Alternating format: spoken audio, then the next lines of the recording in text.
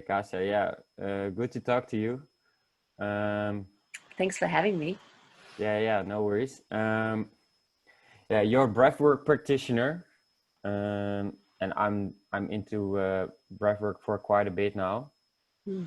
And yeah, I just recently met you, and I thought it would be cool to maybe do a little talk about what you do in your practice and how you got into breathwork. So Yeah, yeah. Thank you for giving me the opportunity to talk about it because I love talking about it. yeah, Just, yeah, very passionate about this work and love spreading the word because, like you said before, not many people maybe know about it. So, me? Would you like me to start with my journey, how I got into this? yeah, maybe a little introduction how you got to the point where you're at now. Yeah, I think, I started let's say, personal growth journey at the age of 20 because I was a lot suffering from IBS, which I don't know if that's I irritable know. bowel syndrome. So I was either constipated, had diarrhea, I had a lot of anxiety attacks, I felt quite Yeah, depressed. And some days it was really hard to even get out of bed. Like life just was really a struggle. So I yeah, think that's when I started with looking into meditation. And at the same time, I was attending uh, a holistic institute, no, Australian Institute of Holistic Medicine. I was living in Australia and I was yeah. studying massage and bodywork. So that was my first introduction into alternative anything and How old were you spirituality. then? I was 20 when I moved to Australia and I started studying. Yeah. So did you went on a trip, just like a big travel? Yeah, I went on a year's working travel Yeah, in Australia, and then I met a partner, and then I decided to stay, and then I had to go to school to do some sort of education for visa purposes. mm, And I always was a touchy-feely person, so I thought, yeah, okay, why don't I study massage? Because yeah, university at that moment was too expensive, so I was like, okay, I just do that. It's 2 years, you know. So yeah, in that institute, I was all of a sudden exposed to things like naturopathy, meditation, and all sorts of different, just alternative things that I had never even heard of before. What's the first thing? Natural? Naturopathy, so it's like natural medicine, you know, like when you So go like herbs and that kind of stuff. herbs, yeah, Can you exactly. can you can you maybe give an example of something you still use today or like I mean, it's just completely changed. Naturopathy is not like I use herbs, it's more that it's completely changed my relationship to life and diet. the So the things you eat? yes, exactly. So like Because cutting out sugar and no, the biggest revelation, sorry, just at that yeah, moment was like margarine is bad for you. what My family oh was growing up with yeah, margarine. yeah. Yeah. Because you see, this is the first point that I find is really interesting because we haven't talked too much. But the last couple of weeks, I was doing breath work more and more and more. Mm-hmm. And what I noticed is I started to eat differently as well. Mm. It's kind of like this uh, there's this relationship between doing breath work and the things you eat. Yeah. It's And like sugar is this kind of like toxic for your body. I came to notice. yeah. So I find it so funny to hear from you like, okay, I started to eat differently, you know? Yeah, absolutely. It's both related, and whatever side of the spectrum you start, whether you start Yeah, with diet or with, body work, breath work, yoga, they yeah, they have to go hand in hand. I yeah, mean, like, yeah, yeah. If you start changing your diet, you will be probably more willing to do things like breath work and yoga and meditation. You will have less resistance to it, and vice versa. If you do breath work, yoga, meditation, your body will naturally not want sugar and other toxic processed artificial foods. it's So, like it's like I don't know, maybe we're too far ahead of ourselves, but I kind of noticed like the breathwork really helps me to get rid of toxic energies, you know, of old beliefs, old patterns. And it's kind of like as if the sugar in your diet is kind of like this symptom, as all the negative energy flows out of your body, also like your cells renew each other, and yeah, you get basically rid of all Yeah, the toxins in your body. So yeah, absolutely. And it's exactly like you said, it's energetic, it's physical, it's mental.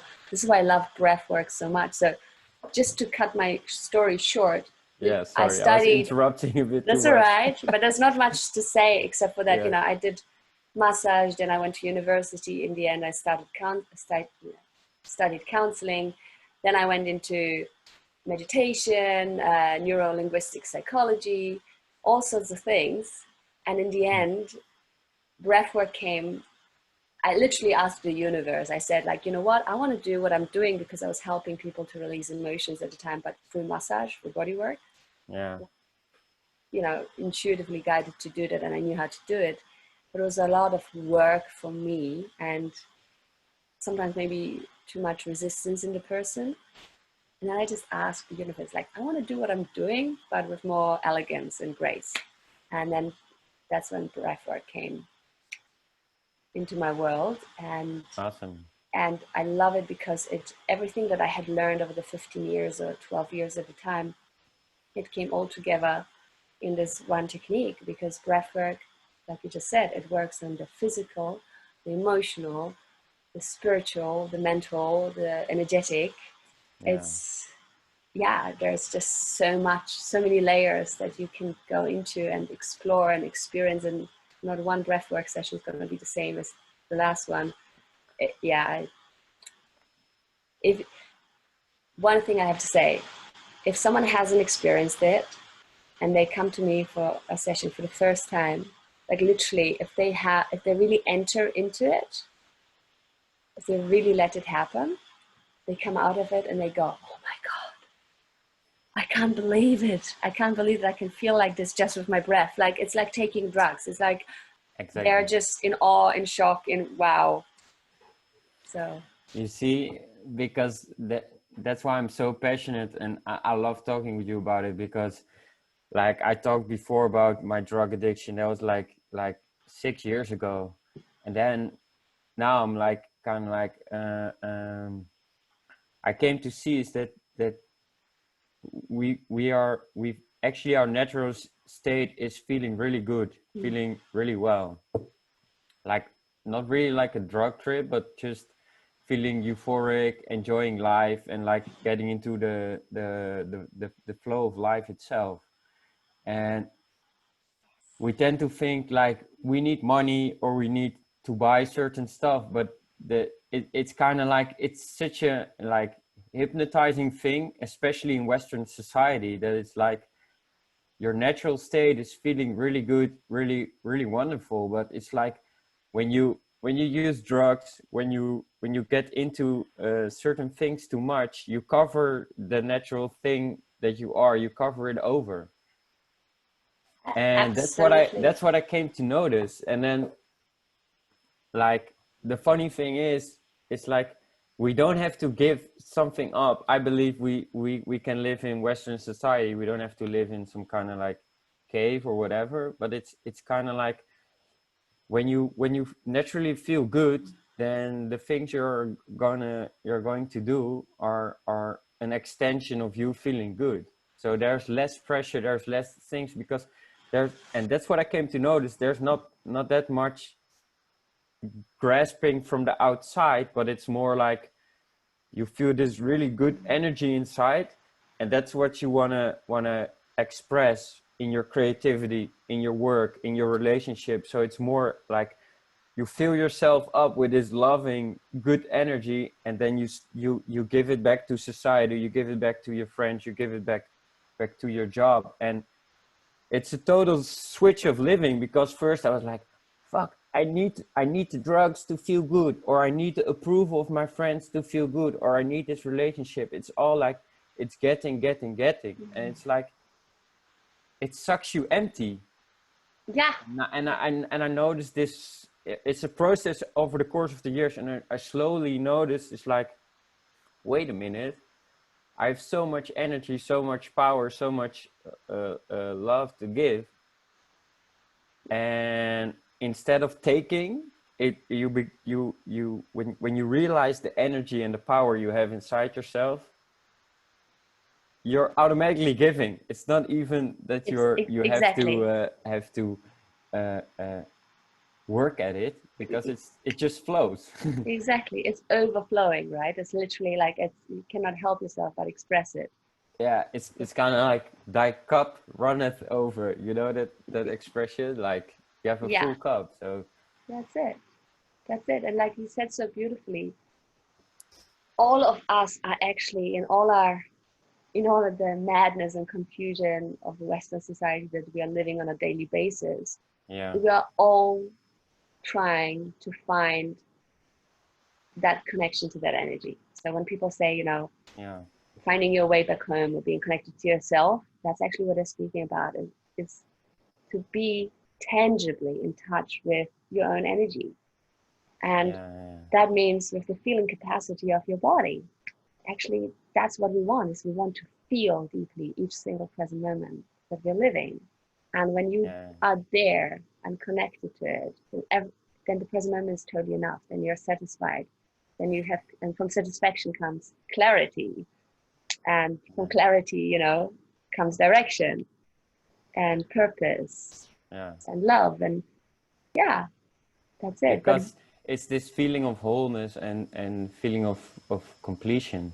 That's yeah, that's what we're after. That's where everybody is after all. yeah, And some people give up the hope. They think like, oh, it's not possible to ever feel complete, or to ever settle, or to ever feel without stress. But I would say it's yeah, completely possible. Maybe not that easy, because you have to like uncondition your mind, uncondition your body, get rid of all the toxins, all the yeah, things, and then yeah. it's It's already there for you to kind of accept, you know? exactly. And it's kind of so tragic, that tragic and comic actually at the same time. Because I really see it's this divine comedy, this tragic comedy that we are living as humans. We're all running around in circles, trying to get somewhere.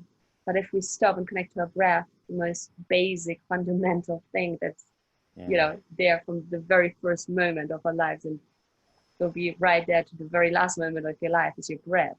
And it's available to you 24/7. It's for free, like yeah, you connect to that, then everything that you're looking for becomes actually available. But like you yeah. said, it's easy and it's simple, but not always easy, right? Exactly. Maybe it's because now we're all like happy, let's go for it. But I think there's also a kind of more other side to breath work, and that's kind of like the trauma part. Hmm. Yeah, I would love to tell And you a little bit about that. um, yeah, you wanna start with that part? Yeah, because if we look at it, so we just said that this connection to our feeling capacity is what brings us back home, makes us happy, right? So then it follows that why don't we just connect with our feelings? Yeah. Why, it's so simple. Why don't Yeah, we just do it? It's like, yeah, yeah, why don't we do it? Because it's painful. It can be painful sometimes.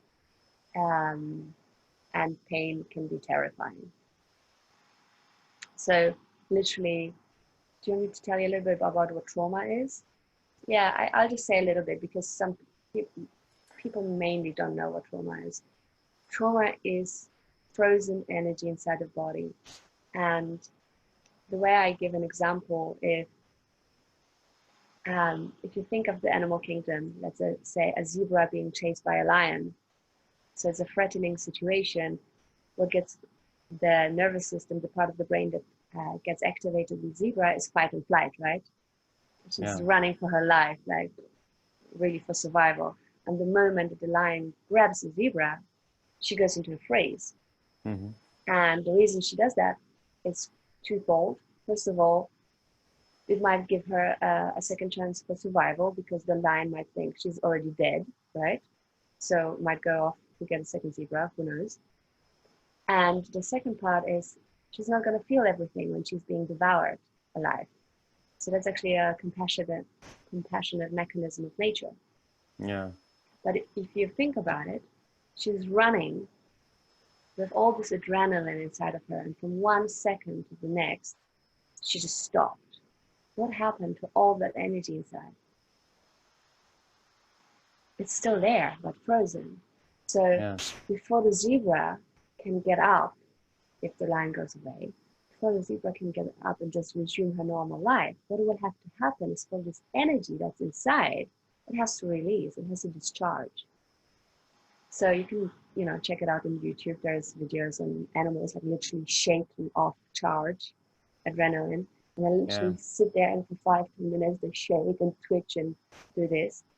And then all this excess energy is gone, and they get up and they don't have trauma. Yeah. At least I'm not aware of a zebra psychologist. So now the same thing happens with humans, but we have, we have a part of our brain which is the neocortex. There's like this animal part of the brain, the reptilian brain, that is responsible for fight and flight and freeze. Then there is the emotional brain. Limbic system, Yeah. And then there's the neocortex around that. And the neocortex is where all our ideas about ourselves are, right? Like all these, taboos, shoulds, I'm not allowed, whatever, all these, societal conditioning. And so literally, this is what makes us different from an animal, is that we can witness and analyze what's happening to us. And that's a good and a bad thing, because sometimes we don't want to behave like an animal, so that's a good thing. But sometimes when that body wants to release, we actually get in the way of our process of releasing things. So to sum it up, is we are like zebras in daily life all the time, because life is, especially nowadays, so much about fight and flight, driving to work, rushing there, doing this, having this appointment. There's like, we're constantly in this survival. So that you don't even have to experience like war or abuse, because we're actually abused in a certain way by life constantly, because it's too fast. And so we catch our breath as it happens, and we contract and we armor ourselves against it, because we're trying to just keep it out. And then in order to come back to ourselves and to come back to a feeling, we have to let go of all this tension. And the problem is that a lot of people don't know how. They don't know where. Society, we go to football stadiums and then collectively we let it rip, or we go to nightclubs, that's how we let go. Or we medicate with alcohol. But you think that solves it, or? Obviously not. I mean, there's some relief, but it doesn't solve the core issue, I guess. Exactly, because there's no awareness there at the same time. So this is how breath work, consciously letting go, because you can actually, during a breathwork session, you can go through the process of this release, but you're there witnessing it. You're there aware of what's happening to you, and then that's how you expand your awareness, and then you can regulate better. Exactly, because when you're in the breathwork session, you go into the depth of your own mind. Basically, you dive into, and then you see the shit that's there, but there's also the power that's there, Exactly. Exactly. But I think we'll get into the how and how people can do this. Maybe we can talk about it later, but you maybe have some examples of like your own journey, like your own traumas, or how you kind of got into that. I mean, you don't have to go into the details, but maybe more or less this is a really big topic, because I feel, first of all, that we all carry trauma. So I do not know one single person on this planet who doesn't have any trauma. We all carry trauma. There's always some residue energy from the past that's stuck in the system. And, So usually when people talk about trauma, they think of really the big stuff, you know, war, car accidents, abuse, rape, I don't know. But even But I'm talking about developmental trauma. developmental trauma. Yeah. So yeah, the little things that happen to us, like my mom never talked to me or never said I love you, or you know, and that's, it may sound like, oh, it's nothing, but um, it really shapes who we are. It really shapes who we Yeah. are, because literally the amount of love that is around us during our childhood determines how we learn to run energy through our system. And how we learn to run energy through our system determines our very personality. Mm-hmm. So if, you know, um, example, if my dad was always like saying I love you when I brought a good grade home, when I was like, I had some sort of achievement, yeah, and then he says I love you. If I don't do that, he never says I love you, or doesn't give me love, or doesn't give me affection. What Yeah. I will then naturally, as an innocent child, do is I will try to do my best to be perfect to get the love. And then that Yeah. creates a certain rigidity. Then that creates a certain pattern in my system for perfectionism. And we all know perfectionism, right? We all like, Yeah. we all have some sort of Yeah. version of the inner critic. And yeah, so there's like loads of examples. Everyone has. I mean, no one has had ideal parents, even if they were the best parents in the world. They were always, I mean, things happen, right? Miscommunications happen in life. Life happens. Stress happens. Yeah. And it affects us. And I think the biggest part of trauma work and breath work is to accept that. Is accept that we are in some way broken, but we're actually not. Yeah. It's just part of being human. This is really part of being human, and we all have our shit. And once you start learning that you're okay even with your shit, that's like the first step towards healing. Yeah. Yeah. Yeah. And like maybe to add a few, what I really came to notice is kind of like the when there's kind of like this wholeness and completeness to us, but sometimes we abandon ourselves, and I think that's kind of like this loving good energy. We feel disconnected from the energy, and then what I noticed in breath work, you proactively go back to that energy to connect. And when you go back to it, you're gonna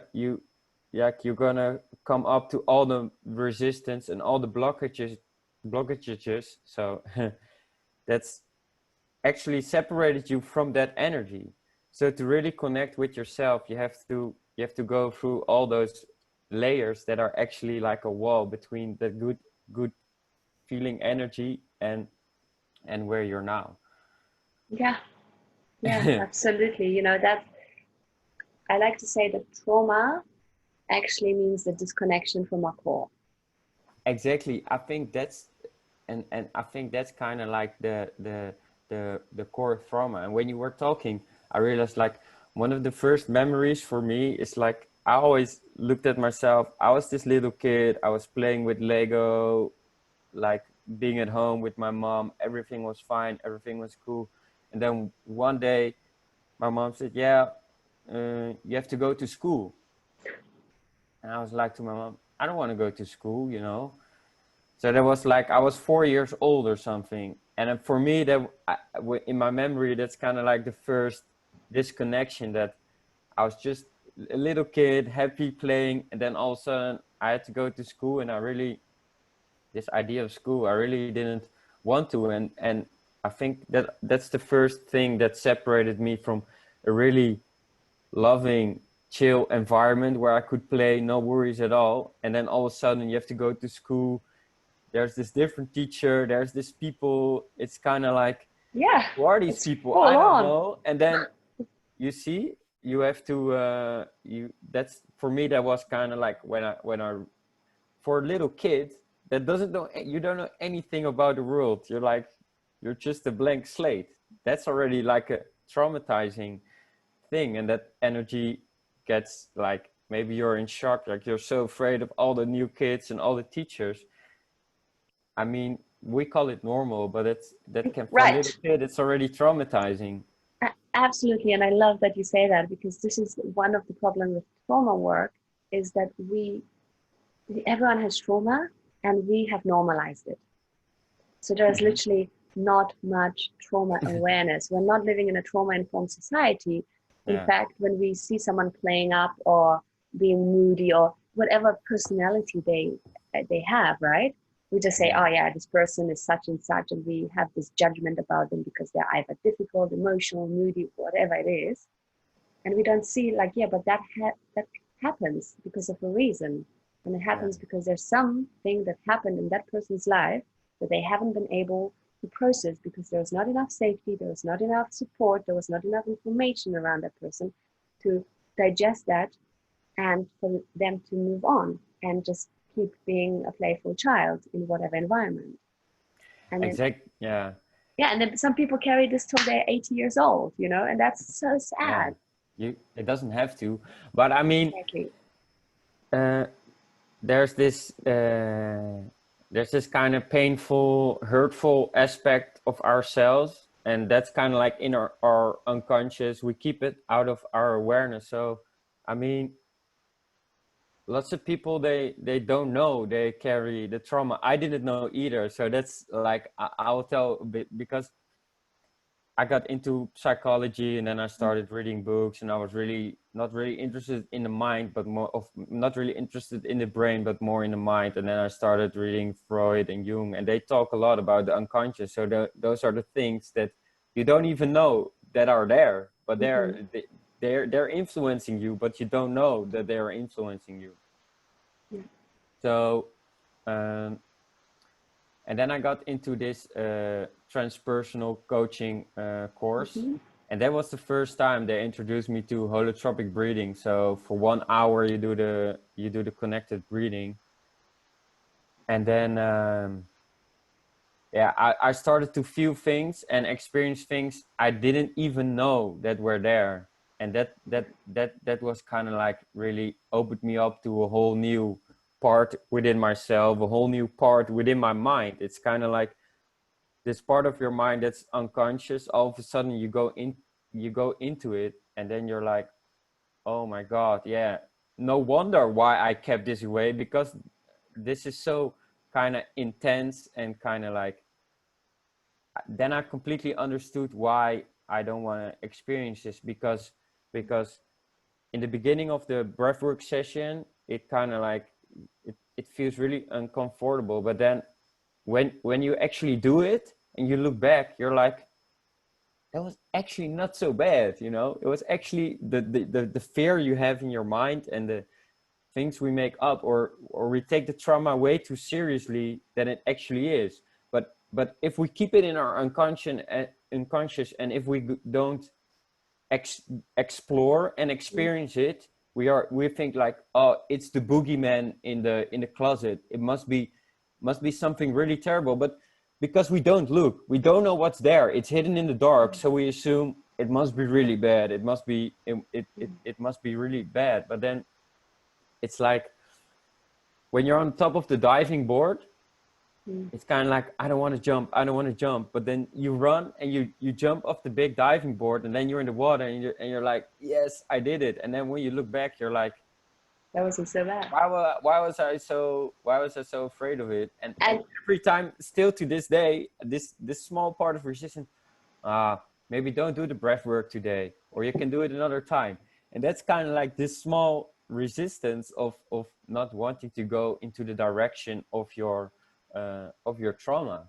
yeah, And absolutely. you And have to, you pierce through it, like, use your I, higher mind, use your higher brain, and kind of like make this decision. Okay, I just gonna explore, see what's kind of like in there. And yeah, I find it's really interesting. It's and even there's so many things I want like a to. journey. There's Yeah. so many things I want to respond to what you just shared, because you shared so juicily. And first of all, the part that you said, like, I didn't know. And you know, same for me. Like you're quite actually young, so you started already like bang, really switched on really fast. Like I, I did 12 years of all sorts of things, like including ayahuasca and I don't know whatever. Like I Yeah. had so many big experiences, and I thought, you know, arrogantly, oh, I've done it all. Like I'm all clean. And then I had my first breathwork session, and it just hit me, and I was like crying like a little baby. My body was shaking. I Mm-hmm. was like, and I came out of it thinking like, oh my God, I had no freaking idea. I had no freaking idea the levels in which our cells, our body, our physical body stores the problem, you know, stores the tension. And this is why, for me, it became my passion became embodiment, because it's really when you combine all this wisdom and all these other aspects of ourselves, but here in the physical, that's when the true transformation happens, you know. Otherwise we can just be mental and da da da da da and da da da. But where does it actually change our lives? Yeah. Yeah. And and in that way I also wanted to say that the other thing that breathwork did is it just really taught me so much about compassion. Yeah. Compassion about myself, compassion to other fellow humans, because we just don't know. You know, we just don't know what we don't know. And it's like, yeah, you know, everyone would be happy and amazing and loving if they had had this experience and their nervous system was clean and open. Like everyone would be a good person. Yeah. And I think the first thing you said about resistance and that voice in our head that doesn't want to go there, yeah, and yeah, it's you know, I've been doing this for years and I still have resistance. Of course I do. It's like, doing this again. Yeah. And the example that comes that I always give my clients is it's a little bit like when you're ice skating during winter and your foot goes, you know, all frozen and you can't numb and you can't feel it. Yeah. And then you come back into the warm room and you, like everything in you is resisting feeling your foot coming alive again, right? It's like, I don't want this. But you Yeah. kind of know that if you now don't allow the warmth to come back into your foot, they will amputate your foot eventually.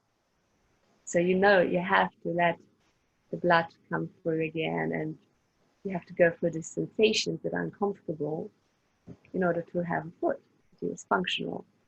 And so yeah, that analogy always helps me to go through the practice. And I have to say that doing the practice with someone is, yeah, it's, we have to be gentle on ourselves as well, not to feel into a story of I should be strong here and, you know, warrior mode all the time to do this practice every morning, whatever, because that can also become a bit rigid. And It's good you tell me because I kind of noticed I'm sometimes going into that with that attitude, you know. yeah, yeah, and it's normal. Huh? It's normal when you Well, discover yeah, it. let's It's go and normal do to this. do. Yeah, Yeah. but when you have someone with you, it actually can have a very sweet, loving, caring quality. It doesn't have Yeah. to be this full But warrior. So you need the inner fire to stay focused and to stay in your body and to stay like, yeah, this I'm doing this for the purpose of something, you know, opening, clearing my higher self. But there's a loving, caring, kind quality to the whole experience as well. And you probably won't be able to tap into that if you're just doing it by yourself. So that's why you what do you say? You can't or you? you can't. I think it's easier when there's someone else there just holding space for you. Yeah. And the moment that, you know, the person might just go into, I have to breathe really hard here. And someone just touches you with softness on the heart. I mean, those moments are priceless. Okay, I'll give you an example because this is my direct experience. Again, during my breathwork training, I was breathing and I had already opened up and I was like, okay, I know where this is going now. I know what to do here. I know how to be in my warrior mode. And we're working on the area around the heart. because everywhere there's tension belts in the body. It's literally muscular tension around the body that hold energy inside. Yeah. So there's a tension belt around the chest and the heart. And we're working on that. And I was like, yeah, I'm going to breathe really hard and focus on here. And I was really in this mode. And there's a lot of intense sensations happening in my body. And then someone came, because it was in a training environment, so there was a lot of, assistants floating around. And someone came and just very softly touched me behind my back, behind my heart, and just said, just soften these muscles. And for me, in that moment, it just hit me like, huh? And something opened up, and then the floodgates came. I just didn't stop crying for hours. But it was this softness and kindness and love. It's just like, you can do this gently, you don't have to push so hard. Your love, that was able to open. If I had stayed in my warrior fire, I would have never had access to that space, Yeah. Interesting. Yeah. So because what I kind of notice as well over the course of the years is like when I make room for myself and open myself up to my pain, I also like the part that heals you is gonna be there as well for you. So if you open up to the pain, you also give the part of you that can heal you a chance to heal you. But if you don't show your pain of your darkness, what can this loving aspect of you do? And kind of like, maybe we can talk a little bit about that. I think I totally agree with you that if you get a practitioner or someone to guide you, you can go way deeper and you can release way more stuff. But I do the Wim Hof Method, so that's kind of like also breathing with combination with cold showers. And he talks more about the health benefits of getting a healthy body. He doesn't talk about the psychological things of doing breath work. But do you think what can people do? Like, maybe there are people watching, they're like, okay, what can I do? Where do I start? Of course, make an appointment with you. Yay! Of course, do that. But like, if they want to experiment at home, or what would you say they like? Do you have your own practice? Because you're not always going with a practitioner. How? Yeah, I mean, Wim Hof breathing is amazing. I love Wim Hof breathing. So you can go on YouTube, you can find it's really very simple actually to learn. So it's not it's not like, oh my God, I need a degree to understand this. And that's a great way to start. And like you said, Wim Hof breathing is very much for cultivating a strong baseline. Exactly. Like it's really getting your container healthy, alive, and you get in touch with your breath. You start becoming familiar with your breath. If you start having tingling sensations in your hands, and you're going to freak out because you're experiencing all these different aspects. So that's definitely a way to start.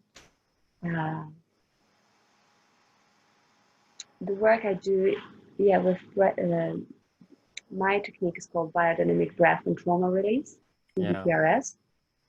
And that goes really deeper into the trauma, and this you cannot do by yourself, as but I mean, you could start, you could try, but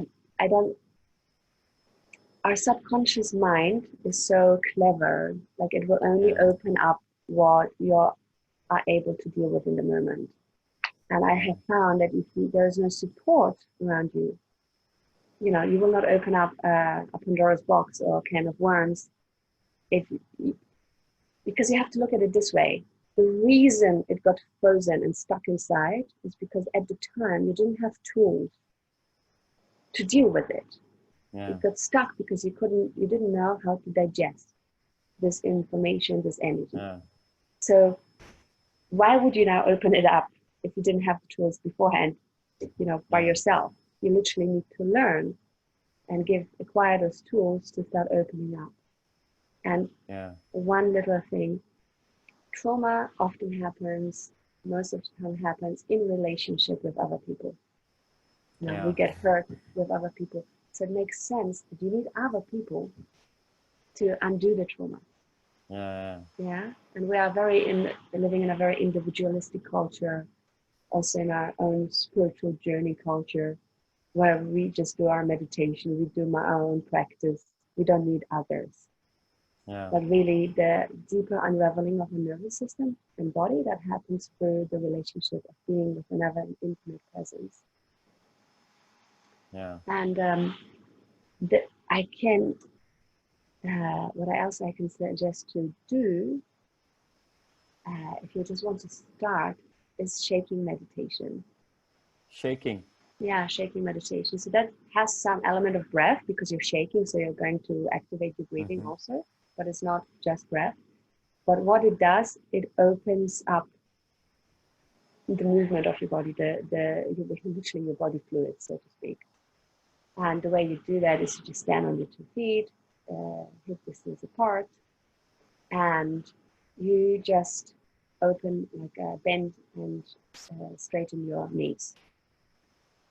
And then, I mean, I can't demonstrate it right now because I don't really have a space to show you this, but it's just very easy. You just stand and you just allow your body to shake by bending and opening. Yeah, you go like I call like a fish on the dry, you know? Yeah, like this. Right? Like when the fish is on the out of the waters, shaking like this, but then you stand up. Yeah. But and I sometimes notice that when I do the Wim Hof and I do a couple of rounds, then after it, I have to shake off this energy. Yeah. And you can see here, I have my DJ booth here. Yeah. I play minimal techno music, and that's the funny thing. It really helps me connect. But then sometimes I do the breath work, and then I'm gonna play techno music, and then the rhythm. You get into. Some people do the ecstatic dance, you know. Yeah. So, and that's why I also think, like when we get into the ecstasy and dance thing, because like when you're in a club, you're connecting with people. You're kind of like you're dancing, so you're moving this energy in your body, and you take the ecstasy, so your brain kind of opens up. So I think that's what attracts people, because it makes them feel this connection. But the only thing is, you need the drugs is you take something from the outside to make you feel good. And I believe it's like we can go into this natural flow and into this connectedness more and more by ourselves. Yeah, like in ecstatic dance, like you said, you know, people go into the same zone, but without any external substances. But just through the music and the connection. And exactly. So the shaking, we can maybe add a link to this, and people can watch a shaking video, you know, and then it's easy. Or we can make a shaking video on TikTok. Exactly. And the thing is, because breath really connects with movement, so you can't breathe without moving your body. If your breath is open and flowing, then your body is going to be open, you know, like as soon as I breathe in, my chest opens, my diaphragm opens, my belly relaxes, like my hips start moving, you know. And if I'm breathing like this, then nothing moves. So you can enter deeper breath through movement, or you can enter movement through breath. Like it again works vice versa.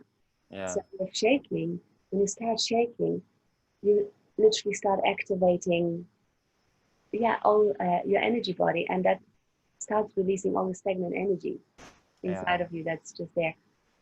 And then breath starts opening up, because it needs to release. We release through breath also. And that's the two ways that I think I can think of. Dance movement is also a way to practice. Singing is great. I did the other video with Netta Boyne. She does the voice liberation. You know her, right? Yeah, it's pretty cool. She's amazing. But then maybe another last point, because like you think like knowing about forgiveness is gonna help as well, because I came to notice, like, if, for example, with the breath work, you dig up maybe past hurts, maybe you blame your parents or you blame other people, and I think it's also what maybe give this extra little touch is if you kind of know about forgiveness, that whatever comes up, because it can be really painful experiences, if you can look at those experiences and forgive them, look past them, I think for me that really helps me to uh, to close the process. So it's kind of like what how I have it view in my mind is kind of like I use the breath work to kind of like get through the resistance, dig up this old identities, dig up some thoughts or some emotions that I didn't want to look at.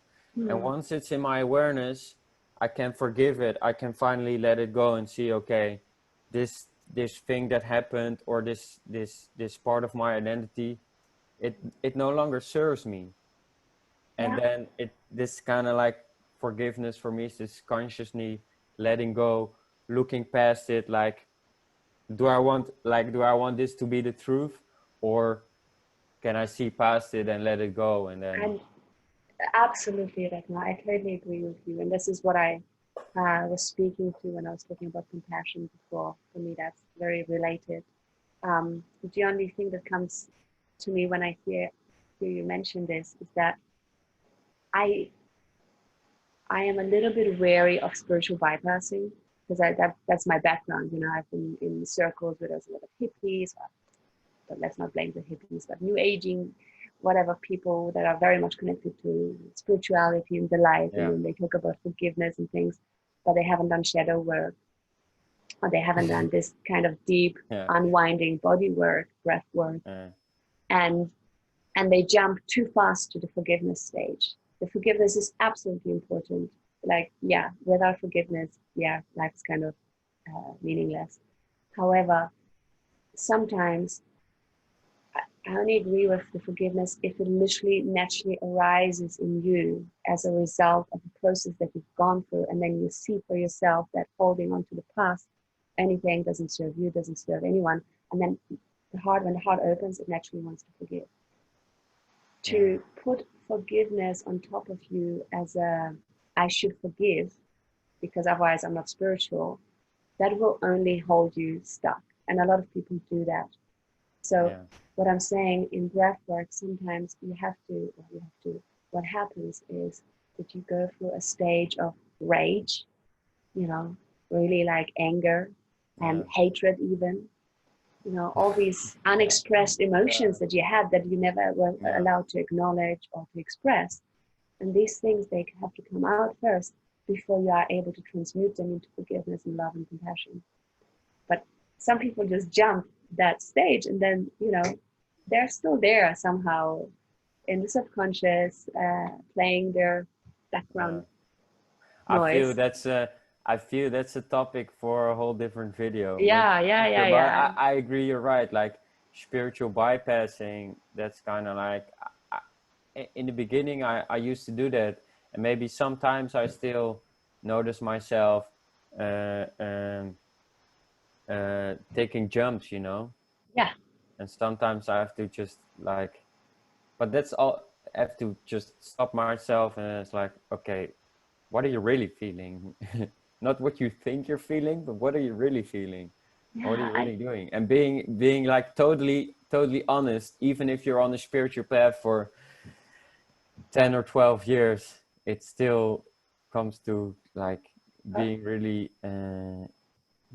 honest with yourself. But that's the whole fun thing about the journey, right? You keep learning, you keep improving. Sometimes you make mistakes, sometimes it's like, exactly. It's honestly, it's a lifelong journey. And I'm laughing at myself because in my 20s I had the thought that at some stage I'll get enlightened, you know, and then I'll just, life will be easy.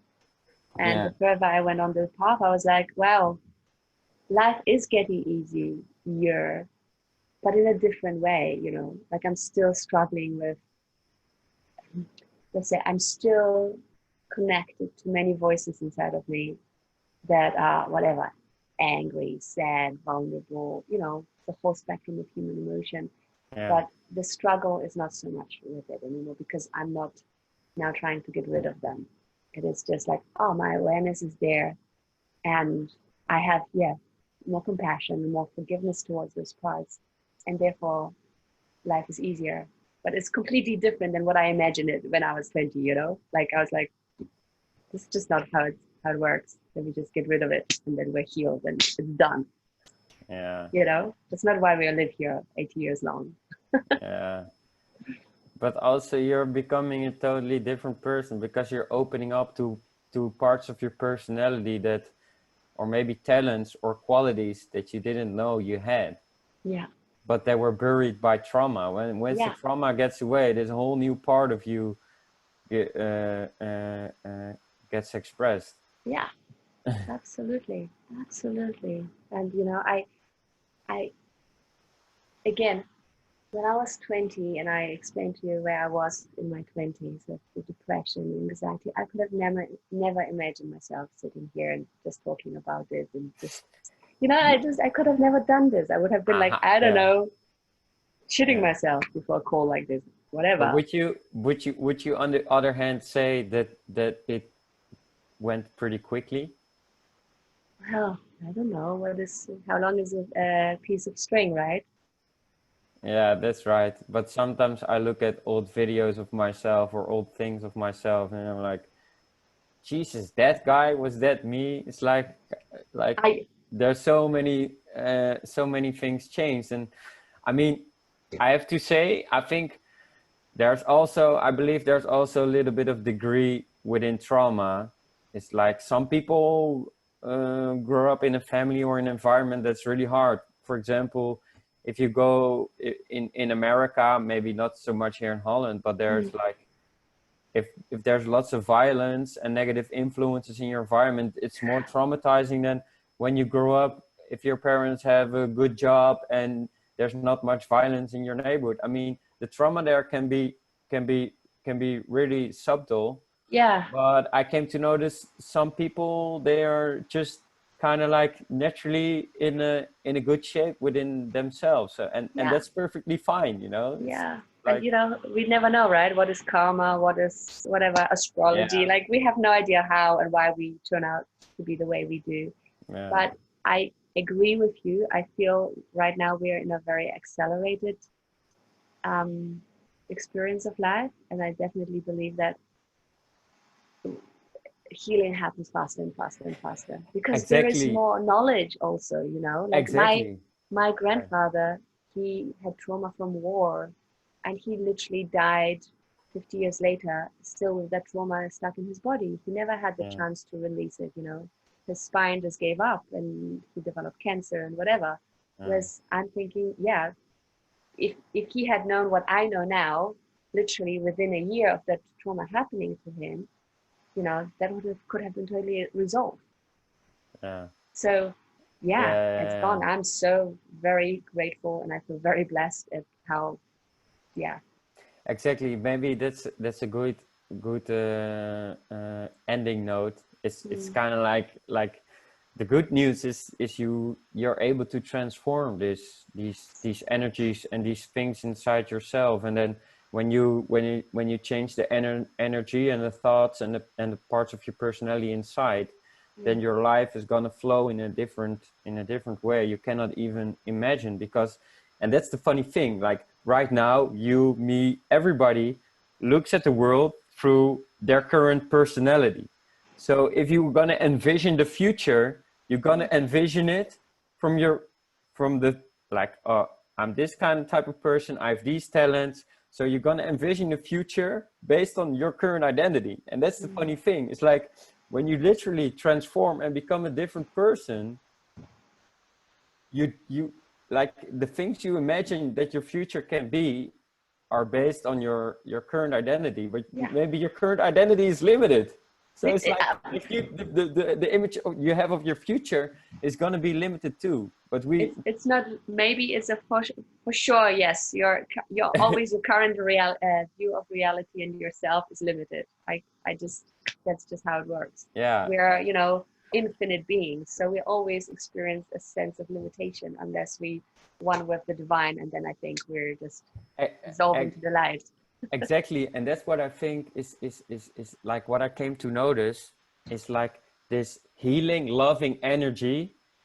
That's everybody is connected to that healing, loving energy, and when you open yourself up to that energy, you're gonna see you're gonna be healed by itself, because this energy is there to support you, to to heal you. And that's what I found was so interesting, is kind of like this um, we don't recognize that this loving, healing energy, first we think it's something from the outside. It's like it's God, or it's some other higher being. But the funny thing is, you're connected to it. You're Yeah. part of that loving, healing energy. Yeah. But It's you. we don't associate ourselves with having this inner quality of, we're totally capable of healing ourselves. We're like, yeah, I think that's kind of amazing, and that's what I came to notice when I go deep into the breathwork session. You're gonna like, for some people it's like, yeah, this kind of like woo woo shit. What are you talking about? But it's like, go try it Yeah. out, go experience it for Ex- yourself, and then you're gonna be like, oh shit, I was so ignorant. It's like, Exactly. And that's what I love about breathwork is that it's so outside of uh, woohoo energies, you know, like it's not about visualizing anything. It's literally feeling it in your body. It's like a tangible, direct experience of this energy yeah, moving through you and your heart opening and whatever other parts of you opening. And it's like, oh, okay, you know, it's just the most real, authentic experience that we can have. yeah. Yeah, Yeah, yeah, awesome. So maybe the last note, go try it out yourself. Yeah, yeah. exactly. I And really wish, book a session with you, of course. yes, or That's whoever awesome. breathwork practitioner is around you, you know, we can't Yeah, any really breathwork practitioner. see. Yeah, I'm not a practitioner, but I'm really thinking about maybe getting into it. And then yeah, the Wim Hof method or the shaking meditation, those are good Yeah, things to start. It's like, I absolutely. mean, there are so many different techniques, but I think the main thing is just connecting Yeah, to the loving part of yourself, is opening that's up it. to, yeah, right? So true. You have Thank you any so last much. words or? Well, any last words? Hmm. No, I'm actually very complete. I feel very grateful for this conversation. And yeah, just like you said, connecting to the loving part of yourself, stay connected to your breath and enjoy. Actually, my last word is enjoy your breathing. Even if Yeah, you like walking through life and you're whatever stuck in traffic and or stuck in a bus, and just notice your breath. Just connect to the pleasure of your own breath because it's actually really pleasurable to breathe, and that's a good start. awesome. Yeah, Yeah. thanks for doing this call. That was so Yeah, cool. thank you, Redma. It was really enjoyable. Yeah. Yeah. Mm.